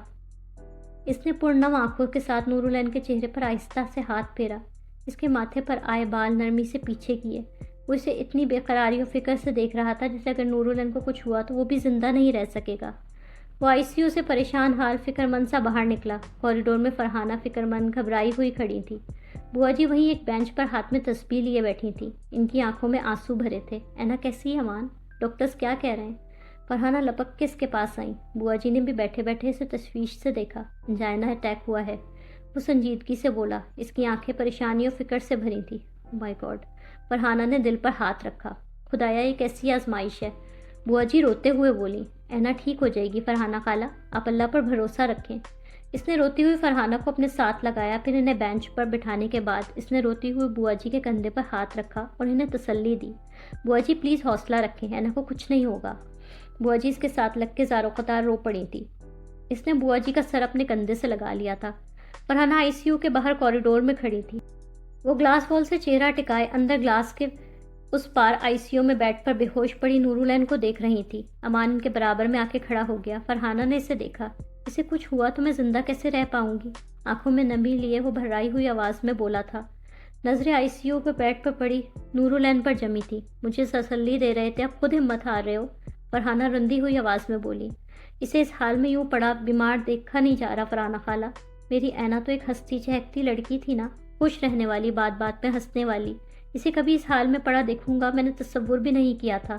اس نے کہتے ہوئے فرحانہ کی طرف دیکھا، وہ جیسے نورالعین کو کھو دینے کے تصور سے بھی ڈر رہا تھا۔ اسے اس کے باپ کی سچائیاں دکھانے کی خواہش میں نے اسے کہاں سے کہاں پہنچا دیا۔ اس کی آنکھوں میں دکھ پچھتاوے ابھر آئے تھے۔ وہ خود کو نورالعین کا مجرم و گناہ گار سمجھ رہا تھا۔ میں نے اپنے بچپن میں عبدالرحمن بابا سے یہ سن رکھا تھا کہ شاید میر فاروق زماں نے اپنی بیوی کا قتل بھی کروا دیا تھا، مگر خدا گواہ ہے میں یہ ہرگز نہیں جانتا تھا اینا کی ماما وہاں اس سمر ہاؤس میں دفن ہے۔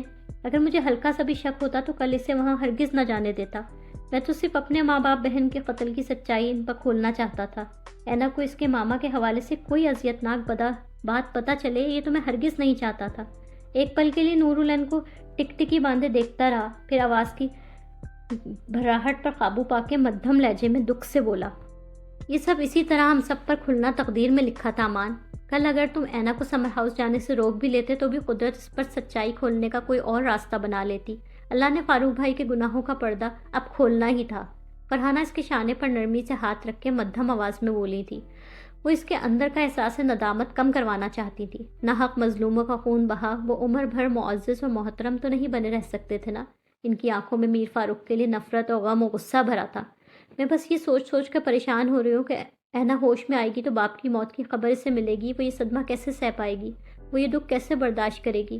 فرحانہ نے گلاس وال سے اس پار بیڈ پر بے ہوش پڑی نورالعین کو بغور دیکھتے دکھی انداز میں کہا، فاروق بھائی کی میت، ان کی میت کہاں ہے امان؟ انہیں اچانک خیال آیا، پولیس نے ضروری کارروائی کرنے کے بعد دونوں میتیں میرے حوالے کر دی تھی فرحانہ خالہ۔ میں نے صبح ہی کفن اور غسل دلوا کے دونوں میتیں سرد خانے میں رکھوا دی ہیں۔ تدفین تو اینا کے ہوش میں آنے پر ہی کی جائے گی۔ امان جواباً افسردگی سے بولا، ہاں تدفین سے پہلے آخری بار وہ باپ کا چہرہ تو دیکھ لے۔ فرحانہ بھرائی آواز میں بولی تھی۔ ان کی آنکھیں آنسوؤں سے بھری ہوئی تھیں۔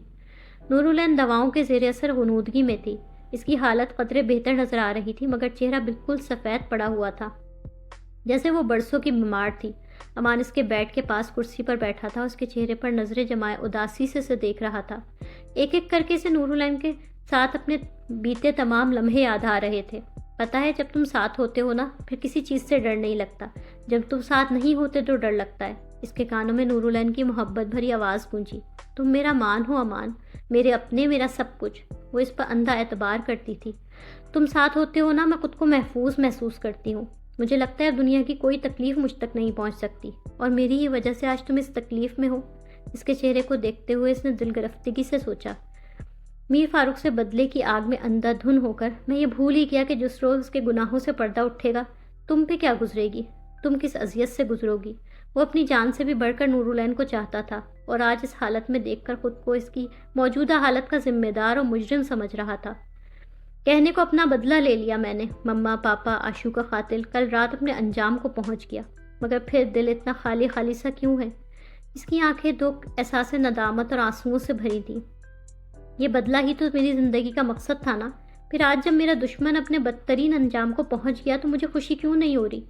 دل ہر خوشی، ہر امنگ سے خالی خالی محسوس ہو رہا ہے۔ میرے لیے تو آج یہ دن، یہ رات جشن کی رات ہونی چاہیے تھی، پھر کوئی خوشی، کوئی جشن منانے کو دل راضی کیوں نہیں ہے؟ اس کی آنکھوں سے بے آواز آنسو گر رہے تھے۔ میں خود کو بھی نہیں سمجھ سکا، عجیب شخص ہوں۔ انتقام کی دھن میں پاگل ہو کے یہ بھی نہ سمجھ سکا کہ میرے بدلے ہر انتقام سے زیادہ بڑی، زیادہ مضبوط، زیادہ طاقتور تمہاری محبت ہے۔ تمہاری محبت کے آگے تو مجھے دنیا کی کوئی چیز نظر ہی نہیں آتی زندگی۔ اس کی آواز جذبات سے بوجھل اور بھرائی ہوئی تھی۔ اس کی آنکھیں سرخ تھیں جیسے وہ کئی راتوں سے نہیں سویا۔ سچ کہتا ہوں اینا، میرے لیے میری زندگی تم ہو۔ زندہ رہنے کی اگر کوئی خواہش دل میں ہے تو صرف تمہارے لیے، تمہارے ساتھ رہنے کے لیے، تمہیں دیکھتا رہنے کے لیے۔ تمہیں نکال کے دیکھوں تو میرے پاس کچھ بھی نہیں بچتا، نہ زندگی، نہ دل، نہ دھڑکنیں۔ وہ اس کی طرف جھکا تھا۔ اس نے ہولے سے اس کے بالوں کو چھوا۔ آنکھیں کھول دو زندگی، تمہیں اپنی محبت کا یقین دلانا چاہتا ہوں۔ میرا سب کچھ تم ہو، صرف تم۔ وہ آنسو بہا تھا، جھک کے اس کا ماتھا چوم رہا تھا۔ نورالعین اسی طرح دواؤں کے زیر اثر سو رہی تھی۔ مارگلا کی پہاڑیوں پر نئی صبح کا سورج طلوع ہوا تھا۔ نورالعین کو ہوش آ چکا تھا۔ وہ ہاسپٹل گاؤن میں بیڈ پر لیٹی تھی، مگر اس کی حالت پہلے سے بہتر تھی۔ اسے ڈرپ بدستور لگی ہوئی تھی۔ وہ چند ہی دنوں میں برسوں کی بیمار نظر آنے لگی تھی۔ اس کی فکر میں امان کی حالت بھی عجیب سی تھی۔ بڑی ہوئی شیو، آنکھوں کے نیچے گہرے حلقے۔ وہ اس کے پاس کرسی پر بیٹھا ہوا تھا۔ تمہیں ایک بات بتانی ہے، پلیز حوصلے سے سننا۔ اس نے نورالعین کا ہاتھ اپنے ہاتھ میں لیا تھا۔ بابا جان چلے گئے ہیں؟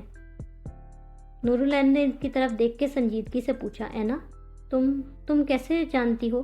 امان نے حیرانگی سے پوچھا۔ مجھے نیند میں ان کی آواز آئی تھی۔ نور، میں جا رہا ہوں، نور میں جا رہا ہوں، نور آئی لو یو۔ وہ سنجیدگی سے مدھم آواز میں بولی تھی۔ بولتے بولتے اس کی آواز بھراس سی گئی تھی۔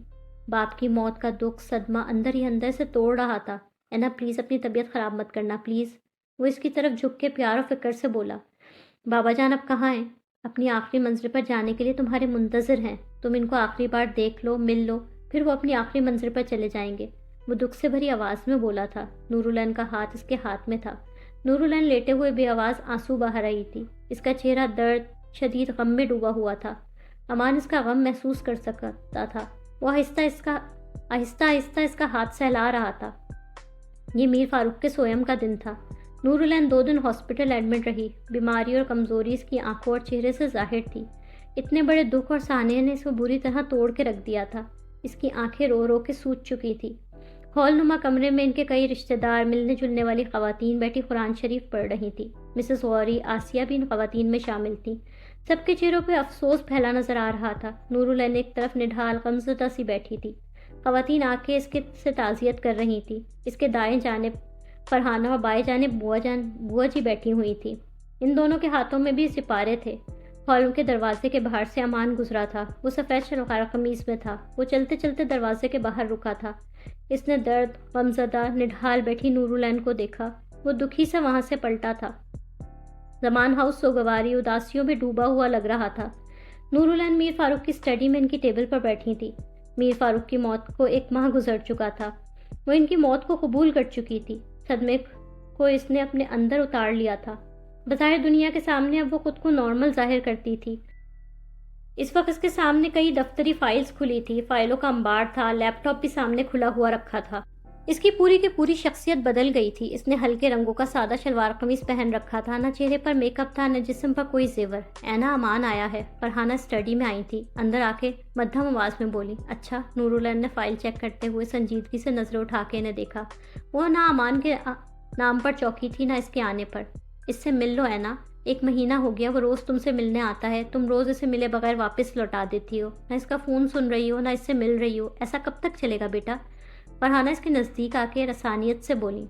آپ اور بوا جی مل تو لیتی ہیں اس سے فرحانہ خالہ، کافی ہے۔ رہ گئی میں تو وہ خود دیکھ لیں کتنی مصروف ہوں۔ بابا جان کے آفس سے یہ فائلیں منگوائی ہیں میں نے، انہیں دیکھ رہی ہوں، پھر میں نے آفس سے مخصوص صاحب کو بلا رکھا ہے، ان کے ساتھ ضروری میٹنگ کرنی ہے میں نے، کل پھر بابا جان کے آفس جاؤں گی، بہت زیادہ کام ہے فرحانہ خالہ۔ وہ بے تاثر سنجیدہ چہرے سے بولی۔ اس نے خالہ پر سے نظریں ہٹا لی تھی۔ وہ دوبارہ سامنے رکھی فائلز اور کچھ چیزیں چیک کرنے لگی۔ اسے ایک موقع دے دو اینا، وہ بہت شرمندہ ہے، کم از کم ایک بار سن تو لو کہ وہ کیا کہنا چاہتا ہے۔ امان تم سے سچی محبت کرتا ہے، خود پر اور اس پر یہ ظلم نہ کرو۔ فرحانہ جانتی تھی کہ وہ جان بوجھ کر خود کو مظروف ظاہر کر رہی ہے۔ ابھی وہ مزید کچھ اور بھی کہنا چاہتی تھی کہ ملازم کے آ جانے پر ان کی بات ادھوری رہ گئی۔ اسٹڈی کا دروازہ کھول کے ہلکی سی دستک دیتا ایک ملازم اندر آیا۔ ہاں رحمت، نورالعین نے سنجیدہ نظروں سے اسے دیکھا۔ بی بی جی، وہ مخصوص صاحب آ گئے۔ ملازم ادب سے انہیں انفارم کر رہا تھا۔ انہیں بٹھاؤ، میں آتی ہوں۔ वो कुर्सी पर से उठते हुए संजीदगी से बोली, ये फाइल और बाबा जान का लैपटॉप भी ड्राइंग रूम में ले आओ। साथ ही वो मेज़ पर रखी कुछ फाइल्स और लैपटॉप की तरफ इशारा करके बोली थी। मुलाजिम अदब से सर हिला के फ़ौरन फाइल्स और लैपटॉप उठाने लगा। फरहाना खाला, मैं ज़रा मखसूस साहब के साथ मीटिंग कर लूँ। इसने माजरत खाना नज़रों से खाला को देखा था। फरहाना ने बेबसी से इसे जाते देखा। आज भी मना कर दिया इसने। वो लाउंज में बेकरारी भरे अंदाज में पैंट की जेबों में हाथ डाले खड़ा था। फरहाना के चेहरे को इसने मायूसी और अफसरदगी से पूछा, आई एम सॉरी अमान। मैंने इसे समझाने की कोशिश की, लेकिन फरहाना ने शर्मिंदगी भरे अंदाज में से जवाब दिया, आप किस बात की सॉरी कर रही हैं फरहाना खाला? वो ठीक कर रही है मेरे साथ। मुझ जैसे दगाबाज झूठे शख्स के साथ वो बिल्कुल ठीक कर रही है। मैं इसी सलूक का मुस्तहिक हूँ। वो इनकी बात काट के मध्यम आवाज़ में बोला। इसके लहजे में खुद अपने लिए नाराज़गी भरी थी। अमान, फरहाना ने उसे तसल्ली देने के लिए कुछ कहना चाहा। फिक्र ना करें, इसे अकेला नहीं छोड़ूंगा। वो लाख भर भी धुतकारेगी, मैं फिर भी इसके पास नहीं आना छोड़ूंगा। इतनी सच्ची है मेरी मोहब्बत कि जब तक सांस चल रही है इसके पास आता रहूंगा। कभी तो मिलेगी ना मुझसे। इसकी आंखों में नमी थी। वो तेजी से वहां से जाने के लिए पलटा, जैसे अपनी आंखों में भरती नमी फरहाना से छुपा लेना चाहता था। फरहाना ने दुख भरी नजरों से इसे जाते देखा। वो नाकाम अफसरदा सा पोर्च में आया। गाड़ी की तरफ बढ़ते बढ़ते इसने एक दफ़ा मुड़ के देखा। इसको नूरुलैन की झलक ग्लास वॉल से एक बार नजर आई। नूरुलैन अंदर किसी कॉरिडोर से गुजर रही थी। इसका मुलाजिम बहुत सारी फाइल्स लैपटॉप उठाए जा रहा था। वो इसके पीछे पीछे संजीदा चेहरे के साथ चलती जा रही थी। इतने दिनों बाद इसकी एक झलक देख के वो बेकरार हुआ था। वो पलक झपकाना ही भूल गया था। कभी यही लड़की इससे इतनी मोहब्बत करती थी, आज इससे मिलना भी नहीं चाहती। और मुझे लगता था कि मैं नूरुलैन जमा का लाडला हूँ। तुम हो लाडले। नूरुलैन इसकी नज़रों की रसाई से आगे बढ़ गई थी। इसने एक गहरी सांस ली। इसे मालूम था वो नूरुलैन को खुद से बहुत दूर कर चुका था। अब चाहे भी तो इसकी मोहब्बत और भरोसा फिर से नहीं पा सकता। वो बहुत मायूस अफसरदा सा गाड़ी में बैठा था। क्या दरियाबाग? तुम दरियाबाग वापस जाना चाहती हो? फरहाना ने हैरानगी से पूछा। बुआ जी, फरहाना दोनों नूरुलैन के कमरे में इसके पास बैठी थी। जी। नूरुलैन पुरसुकून से अंदाज में बोली। क्यों है ना? वहाँ अब क्या है? वहाँ ही तो मेरा सब कुछ है बुआ जी। वहाँ मामा बाबा जान की कब्रें हैं। वो दोनों वहाँ की मिट्टी में सो रहे हैं। इसका लहजा पल भर के लिए जज्बाती सा हुआ था। मैं यहाँ पर सब ख़त्म करके दरियाबाग चली जाना चाहती हूँ। इसलिए मैंने मखसूस साहब को बुलाया था।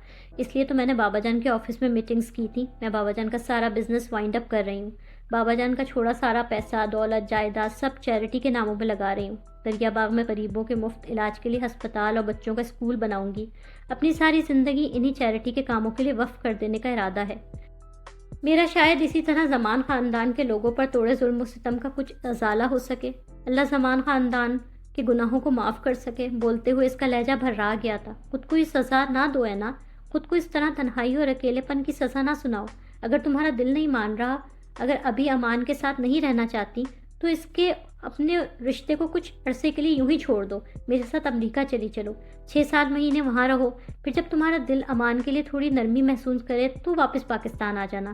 फरहाना ने बोलते हुए इसके शाने को प्यार से हाथ रखा। मैं दरियाबाग जाने का फ़ैसला कर चुकी हूँ फरहाना खाला।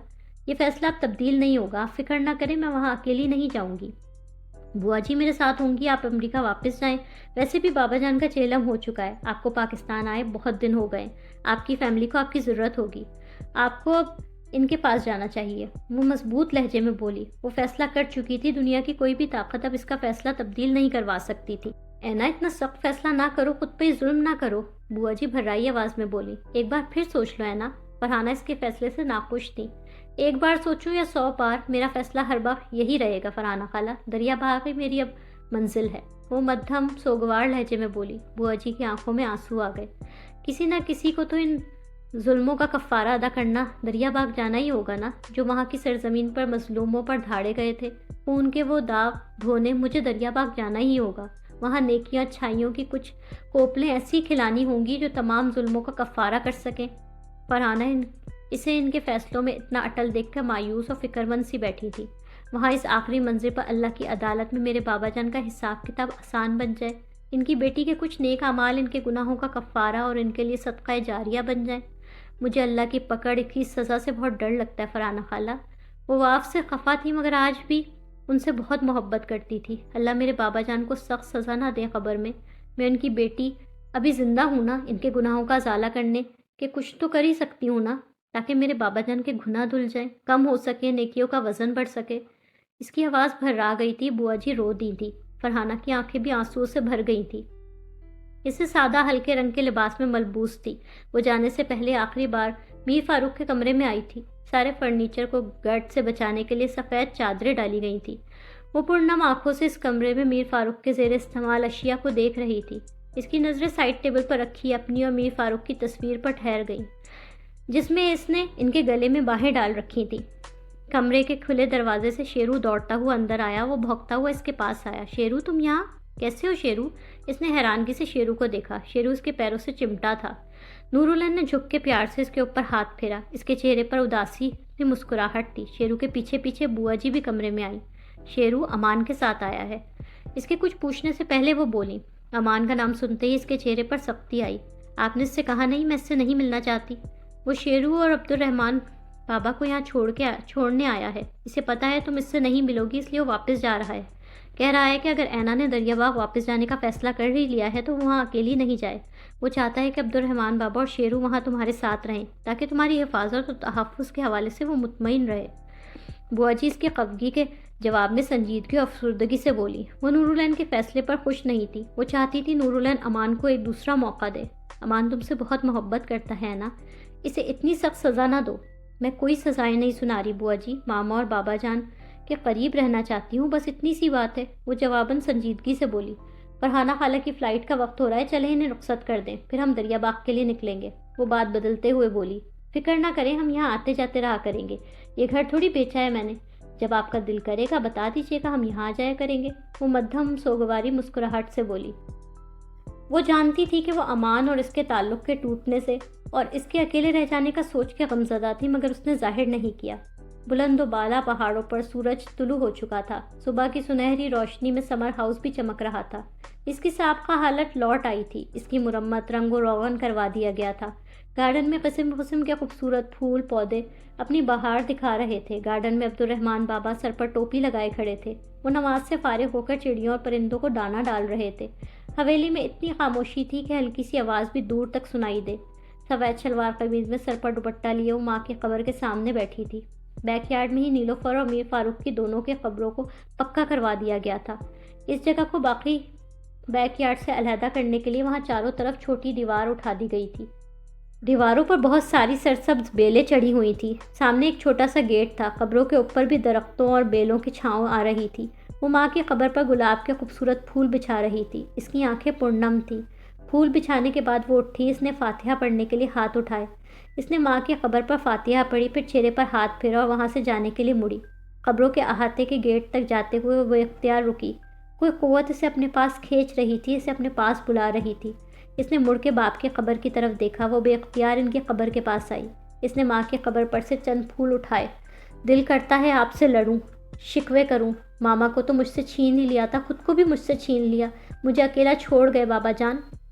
پر آپ سے لڑ نہیں سکتی، آپ سے خفا ہونا چاہتی ہوں، نہیں ہو سکتی۔ آپ کی بیٹی، آپ کی نور آپ سے بہت پیار کرتی ہے بابا جان، سب کچھ جان لینے کے بعد پھر بھی پیار کرتی ہوں۔ وہ پھول ان باپ کی قبر پر آہستہ آہستہ بچھاتے ہوئے ان کی قبر کے سامنے گھٹنوں کے بل بیٹھ گئی تھی۔ کاش جو کچھ آپ نے کیا نہ کیا ہوتا، کاش آپ نے لوگوں پر ظلم نہ کیے ہوتے۔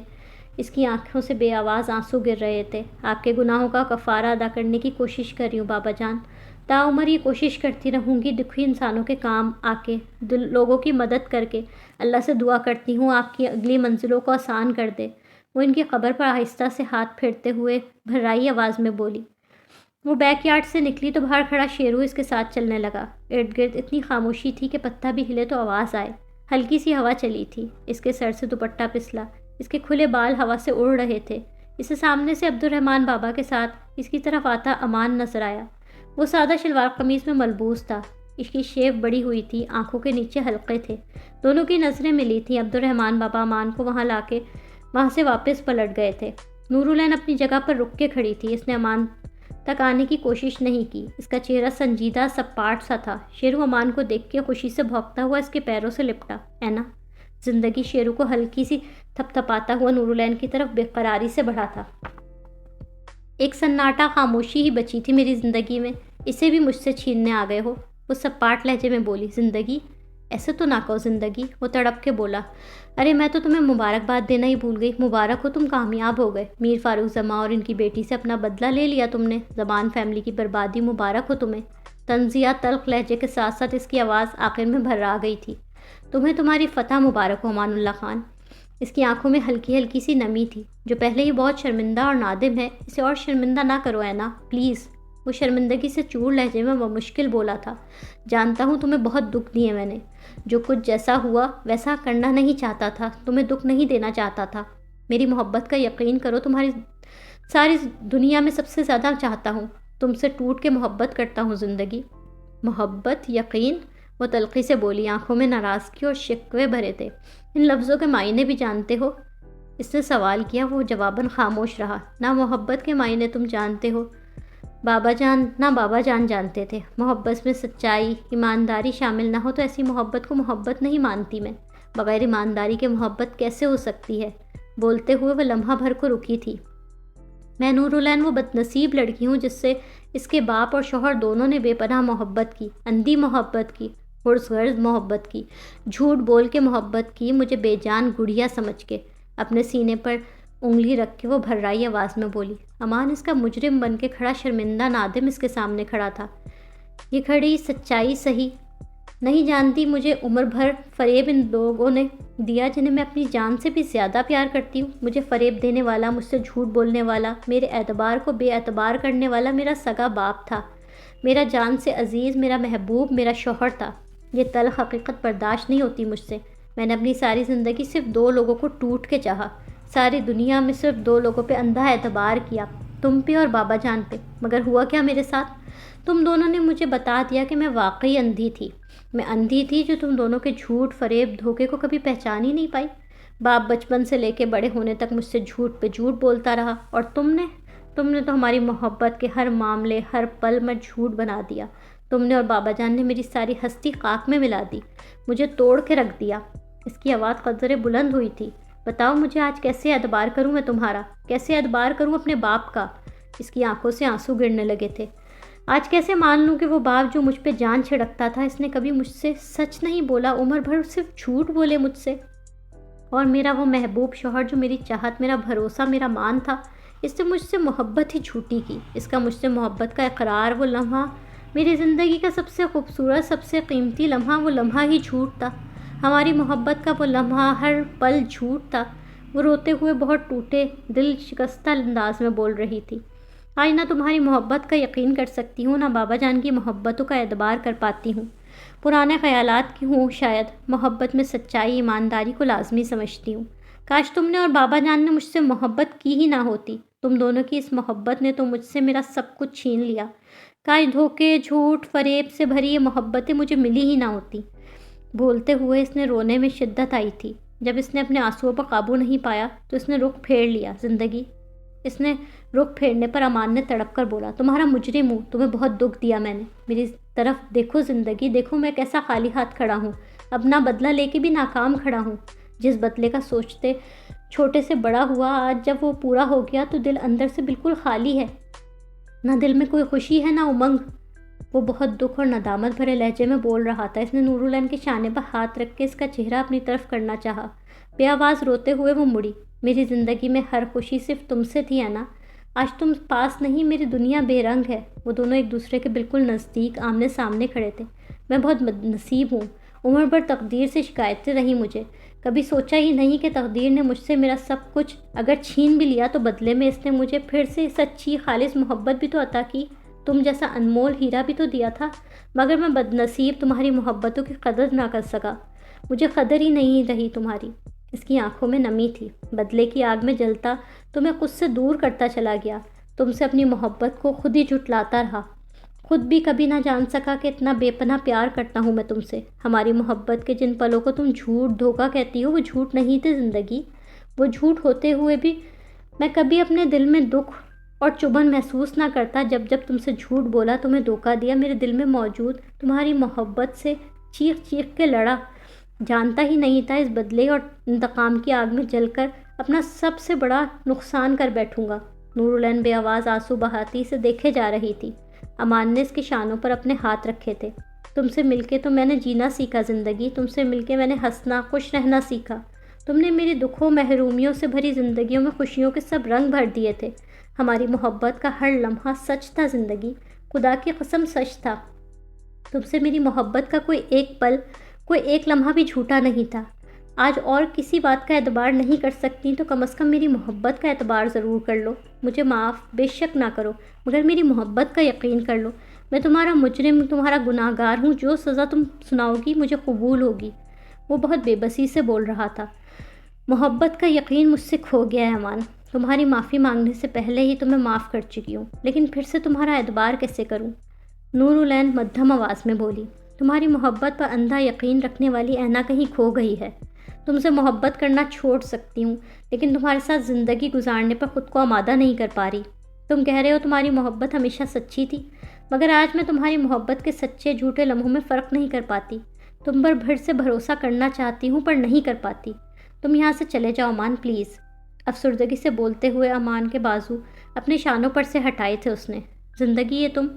امان بے چین بے قرار سا ہوا۔ اگر کبھی دل کو تمہاری محبت کے ہر پل کی سچا ہونے کا یقین دلا پائی تو تمہیں خود آواز دے لوں گی امان، خود تمہیں واپس بلاؤں گی۔ اتنی سخت سزا ہے نا، ایسا نہ کرو۔ اس کا منت بھرا انداز تھا، وہ رو پڑا تھا۔ اگر تم نے واقعی مجھ سے سچی محبت کی ہے تو میری اس خواہش کا احترام کرو امان۔ نور العین اس کی طرف دیکھ کر مدھم آواز میں بولی تھی۔ وہ جو بہت کچھ کہنا چاہتا تھا، مگر اس کی اس بات کے بعد وہ ایک دم چپ ہو گیا۔ اب اس کے پاس کہنے کو کچھ بچا ہی نہیں تھا۔ بغیر بحث کیے، بغیر مجھ قائل کرنے کی کوشش کیے میرے کہنے سے مجھے چھوڑ جاؤ۔ میں ہمارا رشتہ نہیں توڑ رہی، بس راستے علیحدہ کر رہی ہوں۔ ہم میاں بیوی رہیں گے، تم سے نکاح کا یہ رشتہ تو میں مرتے دم تک نبھاؤں گی امان۔ خدا حافظ۔ اس نے اپنا چہرہ موڑ لیا تھا۔ امان نے گہری تھکن بھری سانس لی۔ وہ سمجھ چکا تھا اس بار اپنی محبت کی آزمائش میں پورا اترنے کے لیے اسے نور العین کی یہ بات ماننا پڑے گی۔ ٹھیک ہے، تمہارے کہنے سے جا رہا ہوں، صرف اس لیے تاکہ تم کو میری محبت کا یقین آ جائے۔ نور العین اسی طرح رخ پھیرے کھڑی رہی۔ جس لمحے آواز دو گی دوڑتا ہوا تمہارے پاس واپس آ جاؤں گا۔ وہ اس کی طرف دیکھتا مدھم آواز میں بولا تھا۔ زندگی، ایک بار، صرف ایک بار، ایک آخری بار مجھے مان کہہ دو۔ تمہارے ہونٹوں سے یہ نام سننے صدیاں گزر گئی ہیں۔ امان ایک دو پل اس کی جانب سے جواب کا انتظار کیا، پھر اس کی مسلسل خاموشی سے وہ مایوس سا وہاں سے جانے کے لیے پلٹا۔ نور العین نے چہرہ گھما کے اس کی جانب دیکھا تھا۔ امان، مان، وہ آہستہ آواز میں بولی۔ وہ رو رہی تھی۔ وہ بے یقینی سے پلٹا، دونوں کی نظریں ملی۔ امان تڑپ کے اس کے پاس آیا۔ اس نے نور العین کے دونوں ہاتھ تھامے تھے۔ اب کی بار تمہارا مان ہی ثابت ہوں گا زندگی۔ تمہارا یہ مان اب کبھی تمہارا مان نہیں توڑے گا۔ جب تک تم نہیں بلاؤ گی میں یہاں نہیں آؤں گا۔ جس دن تم پکارو گی تمہارے پاس آنے میں ایک لمحہ نہیں لگاؤں گا۔ وہ نم لہجے میں بولا تھا۔ دونوں کی آنکھیں آنسوؤں سے بھر گئی تھیں۔ امان اس کے ہاتھوں کو پکڑے کچھ دیر کھڑا رہا۔ اسی وقت شیرو اس کے نزدیک آیا۔ وہ دونوں چونکے۔ اس نے نور العین کے ہاتھ چھوڑ دیے تھے۔ شیرو، میری اینا کا بہت خیال رکھنا۔ اس نے پیار سے شیرو کا سر ہلایا۔ وہ مزید رکے بغیر تیزی سے مڑا۔ جانتا تھا اگر مزید رکا تو اس کے پاس سے جایا نہیں جائے گا۔ نور العین آنکھوں میں آنسو بھرے سے وہاں سے جاتا دیکھ رہی تھی۔ پورچ میں بوا جی عبدالرحمن بابا اسے رخصت کرنے کے لیے کھڑے تھے۔ سب کی آنکھوں میں آنسو تھے۔ ان دونوں سے ملنے کے بعد اس نے جیب سے اپنی چابیاں نکالی۔ میرے کاٹیج کی چابی ہے، اینا کو دے دیجیے گا۔ اس سے کہیے گا اگر کبھی وہاں جا سکے تو مجھے خوشی ہوگی۔ مجھے لگے گا ہمارا گھر اب بھی آباد ہے۔ مجھے لگے گا میں اور اینا اب بھی ساتھ ہیں۔ اس نے وہ کی چین بوا جی کی طرف بڑھائی۔ وہ بھرائی آواز میں بولا۔ بوا جی شدت سے رو پڑی تھی۔ انہوں نے چابی اس کے ہاتھ سے تھام لی تھی۔ اپنی گاڑی کا قریب آ کے اس نے گاڑی کا دروازہ کھولا۔ اس کی نظر اوپر سمر ہاؤس کے فرسٹ فلور کی جانب اٹھی۔ وہاں نور العین کھڑی تھی۔ دونوں کی آنکھیں اشک بار تھیں۔ امان نے اسے خدا حافظ کہنے کے لیے ہاتھ ہلایا۔ وہ بے آواز آنسو بہاتی امان کو وہاں سے جاتا دیکھ رہی تھی۔ جب سے میرا گھر کی تمام ذمہ داری آپ نے سنبھالی ہے اور آپ مستقل طور پر یہیں شفٹ ہوئی ہیں، تب سے ہمارے یتیم خانے کے تمام امور پہلے سے بھی زیادہ اچھی طرح چلنے لگے ہیں امان صاحب۔ وہ یتیم خانے کے نگراں کے ساتھ چلتا کوریڈور میں آیا تھا۔ اس نے شلوار قمیص کے اوپر مردانہ شال لے رکھی تھی۔ نگراں تعریفی لہجے میں بول رہا تھا۔ سب اللہ کا کرم ہے سفیان صاحب، وہ بردباری سے بولا۔